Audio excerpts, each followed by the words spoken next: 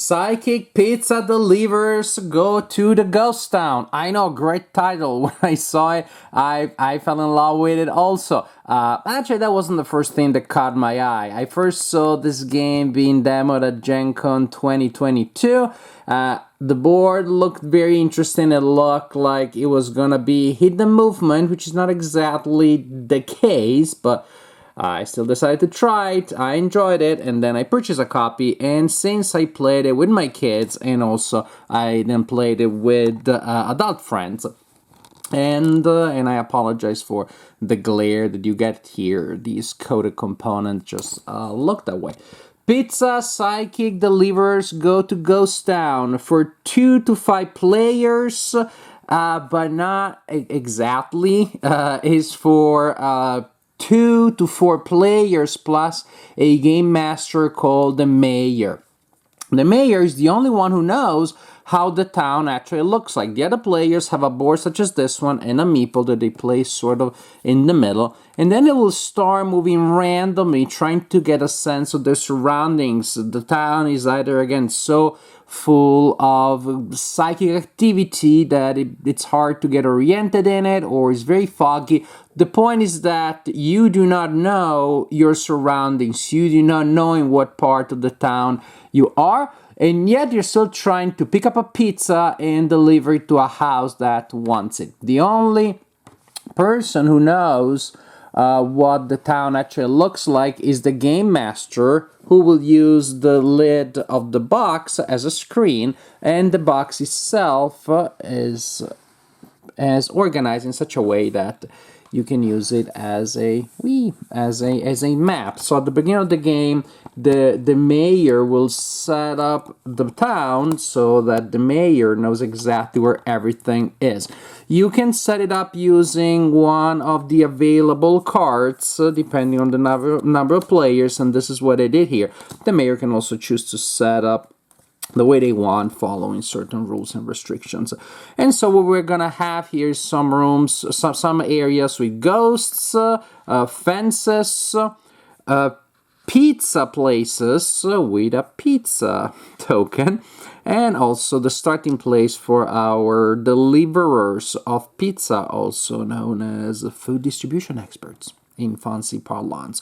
So right now, blue player doesn't know that they are here, but that's where they are. When they move, they'll receive information based on what happens here on this board. So I'm gonna put it here on the side right now, but again, remember that in the real game, you wouldn't be able to see the content of the box, because that otherwise completely defies the purpose of the guessing and the deduction.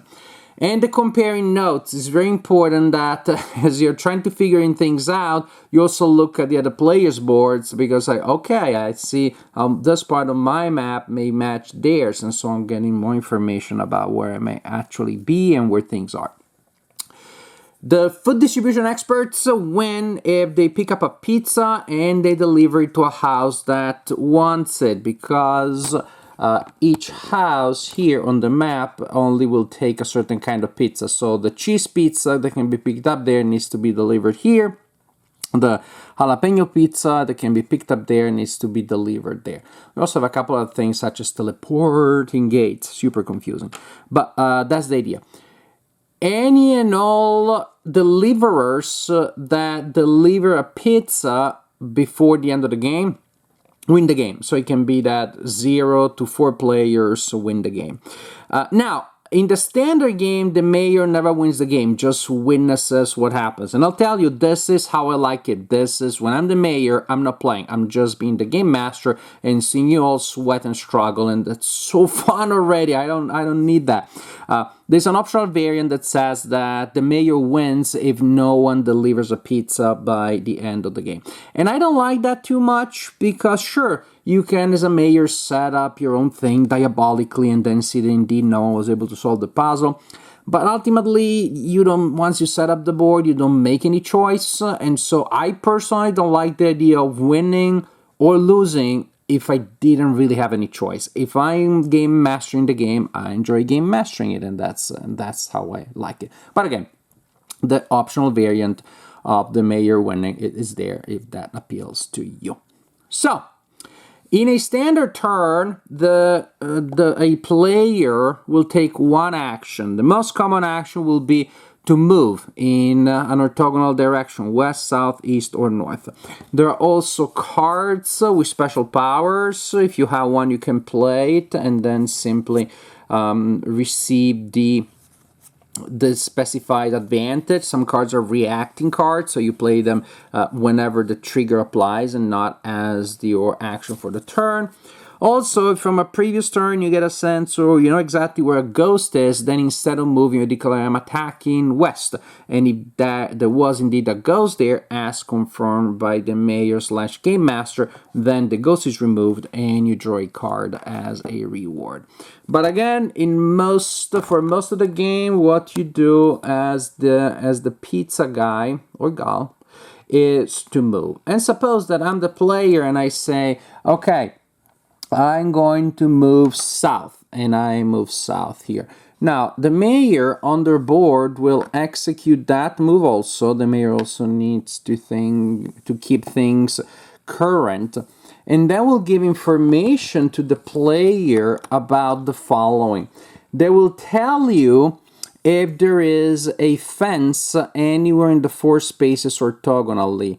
In this case, I would say, yes, there is a fence to your east. However, fences and edges are indistinguishable. So if the player moved here, I would tell them there is a fence on your west. If they move south, I say there is a fence on your west. They may start maybe figuring out that that's not just a fence, it's the edge of the board.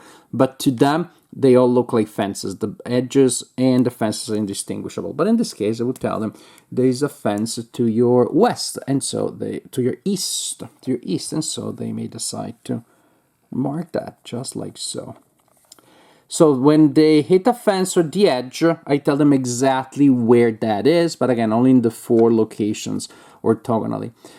Then I tell them how many houses, how many pizzas, and how many ghosts are in the 8 spaces adjacent to them without telling them where.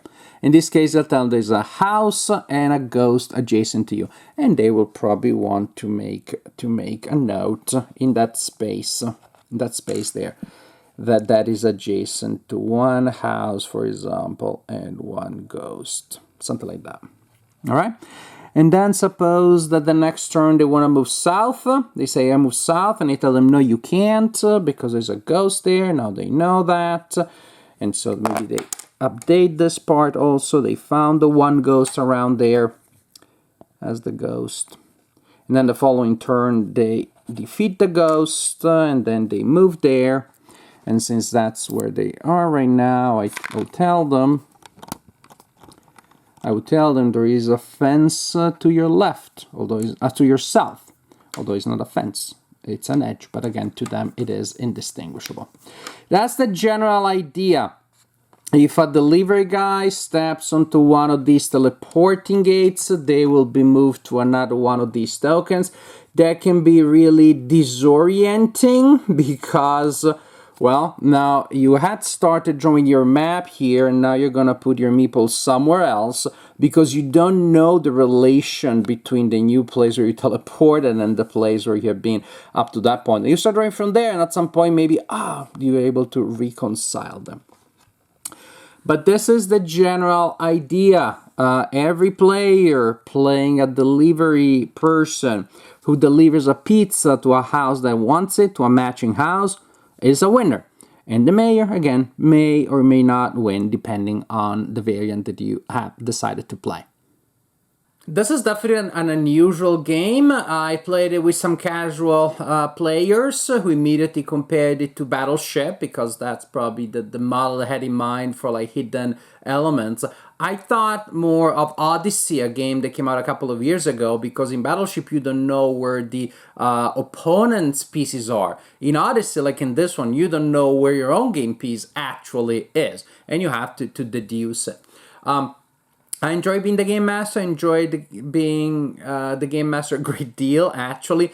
But I have to say, I've seen people having very different experiences and enjoying the game a lot more or a lot less based on number of players. I'm not going to recommend this game if you're only going to have 2 players delivering pizzas plus a game master. then the game truly feels random. I even see a case where the two players happen to be on different sides of the town, and from the second half of the game, I knew that we're not gonna make it. They were just too far. Counting moves, they were just impossible. I didn't know where I should tell them or not.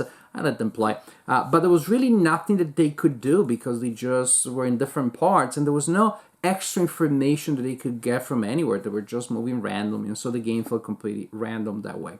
With three, and even better, four players delivering pizzas plus the game master, then the game becomes, I believe, the combination of deduction and randomness that it is meant to be. Then sooner or later, by looking at each other's boards, they're gonna start seeing things. They're gonna start seeing patterns. They're gonna start realizing where they are. And that is when the game becomes fun for them. If there is going to be a couple of turns in which everybody's just, poking around in the dark completely randomly, but then it builds up to a more of an element of strategy being part of the experience, then is a whole other thing. And that's when I've seen people really getting into the game.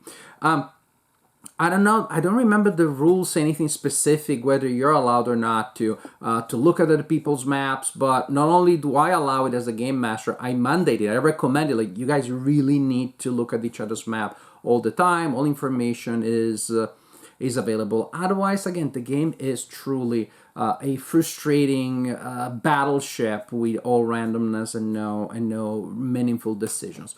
But again, when it's about building and creating this emerging picture in your mind and working within it, then it can be fun. I've seen people really enjoying this game that way. The theme is silly, but because of this, again, it doesn't mean that necessarily this game is a kid's game. And again, I've seen adults enjoying it more than younger players. Younger players love it if they're lucky and they get to deliver stuff. But the idea that the strategic element is one that actually, to me, seems to fit better with an adult audience. So, Psychic Pizza Delivers Go to Ghost Town. Mouthful of a title, but very charming topic also. But it's a game that I believe will have a very narrow audience because it's not very flexible in terms of number of players. You really need a player who is okay not playing or just winning or losing completely randomly based not on their choices, and that will be the game master. Plus, you need at least 3 other players, 3 to 4, that wanna come into this weird, mysterious place and wanna engage with the puzzle and try to solve, again, all of the interesting challenges that come from that. There will still be a random element, but at least they will be mitigated by deduction. So, with all of these caveats, Psychic Pizza Delivers Go to the Ghost Town is a game that can be fun when the stars are right and all of these elements are in the correct position.